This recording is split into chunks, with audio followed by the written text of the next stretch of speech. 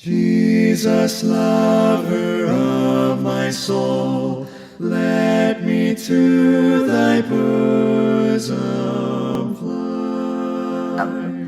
Ikatulo, the power of love never fails. Yun niya sa John 11:25, Jesus said to her, I am the resurrection and the life.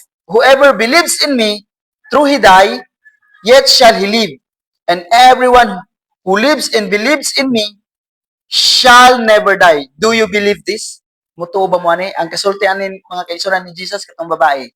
Namo man itong panahon sa kamatayan ni Lazarus.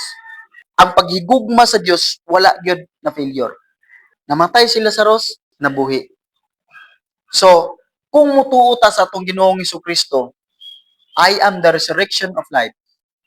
If we believe that, sa mahitabo na to, kung mamatay ta, masama ta kay Kristo. Ang gugma sa Dios dili sama sa gugma nato, di ba? Kanang ingon pa nila kung ako makasala nimo, pag ang tao makasala sa matag usa, mawala ang trust.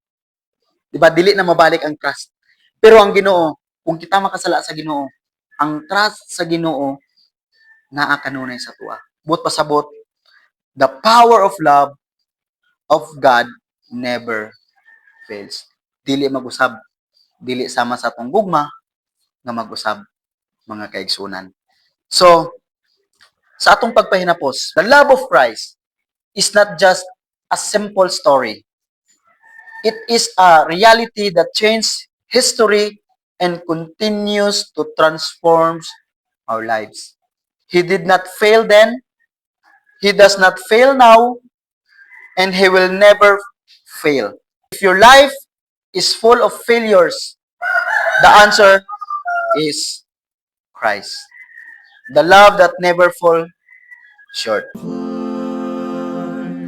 While the near